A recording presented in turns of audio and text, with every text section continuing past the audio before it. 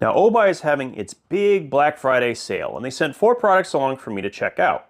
Now, I will tell you I have pretty mixed feelings about some of these, but one thing is for sure, my local buffet stands no chance at all. Anyway, let's go ahead and get started.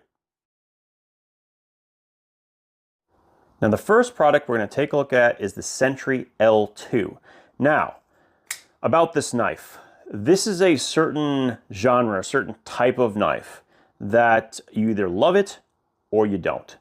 Tanto blade shape, D2 blade steel, and partial serrations. Now, I know a lot of people that tell me and explain why they actually have specific use cases where the serrations are incredibly useful, and I completely get it.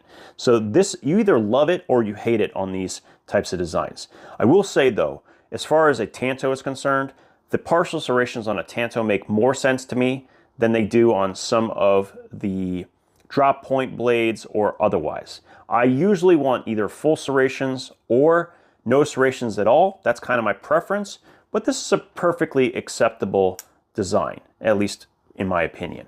Now, one thing I'm going to say is the style of knife really demands a larger handle than what you have given. When I put my thumb behind this tab, it kind of pushes the blade out of my hands, and that's not ideal. Now, certainly I can stack in front of it, but that's not exactly what I want to do.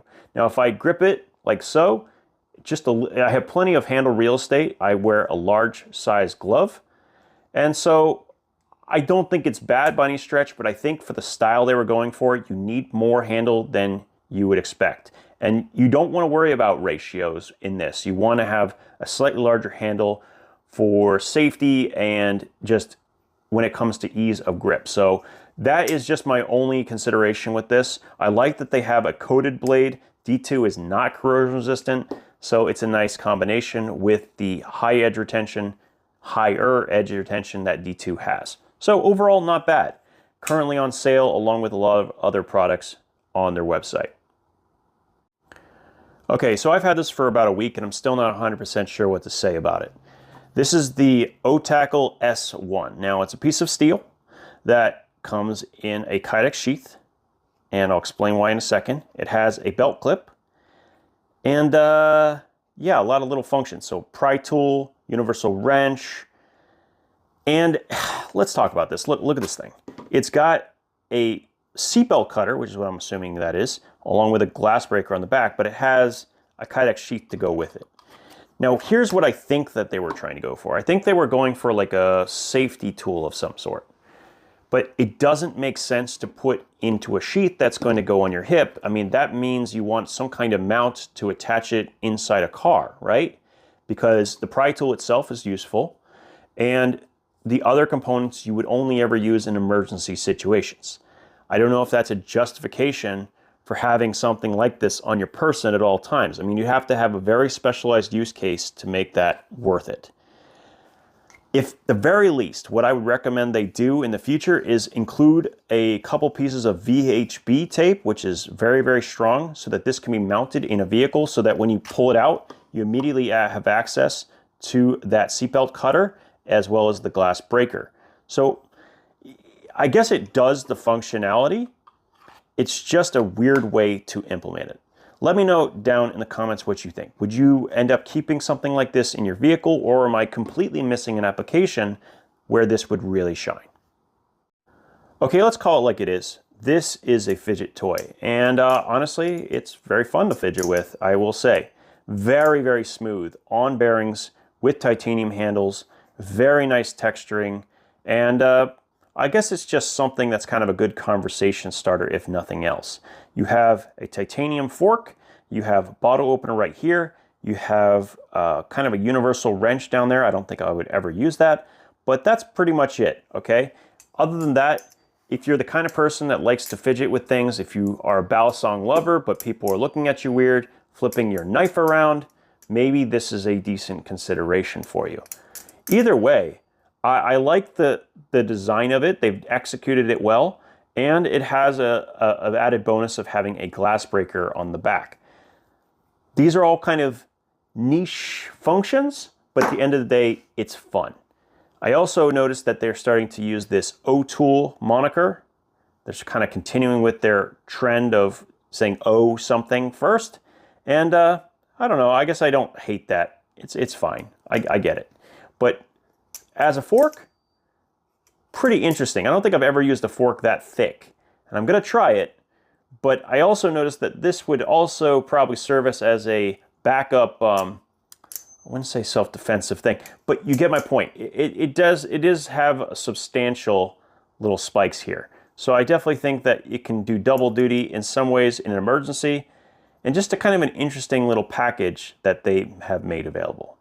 Now, when I was there for OFan Day, I saw a bunch of products from the team, and this was one of them. And actually, I can't say I dislike it.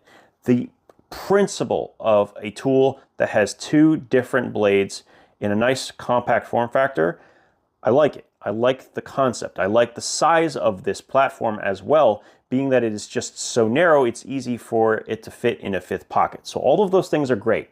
I also really like that they are using 154 cm and a great draw cutter at that. So a nice small blade, good for draw cutting. It's going to be a good companion tool. This is where things get interesting. In addition to having a blade, they have this sort of combination tool. Now, I don't think this is the best when it comes to prying because you're at an angle. However, it's a good proof of concept. You have a can opener, a bottle opener, and a pull cutter right here, along with an oxygen wrench as the cutout. I like the principle of having a secondary tool. And I think that for some people, this draw cutter is actually going to get a ton of use. But I think it was a bit of a stretch to include that can opener, if nothing else. It should have been just straight across as an actual true prying tool. And this cutout, I probably should have been much, much smaller to keep it as strong as possible. That's just my preference. Now, I think that this platform in the future could include a lot of things. Like they could have a scissor in there instead of a combination tool. I think that would be really interesting. I think a diamond file would be really interesting. Or even, here's a crazy idea, you have a knife sharpener, meaning that on one side it's say 600 grit diamond, and then the other side it's like 300 grit diamond, right? So you could use it to sharpen a larger dedicated tool. There's a lot of potential in a platform like this, and also they could even include a pocket clip, maybe as a backup or add-on as well. But overall, this is a very interesting thing, I have to say. Now, one of the reasons I say yes when Obuy asks is because they are currently hosting a lot of American makers on their website. They pay them up front, they get their products, and they handle all the logistics while taking care of and making sure that they respect their IP. So in addition to these products, I highly recommend doing a search and checking out what else they have available. If you use the discount code MaxLvledc, you'll get 10% off. And this actually lets me, it's actually how I got a tactile turn pen, $10 off, because on their website it was more expensive. But I know that they were already getting paid, on Obuy. So this is a really cool place. They're working on it, trying to find its identity, but it's nice to see so many different things showing up. I'm going to take a look myself, and I'll leave a link to the wholesale down below in the description. As always, thank you guys so much for your time, and we'll talk again soon.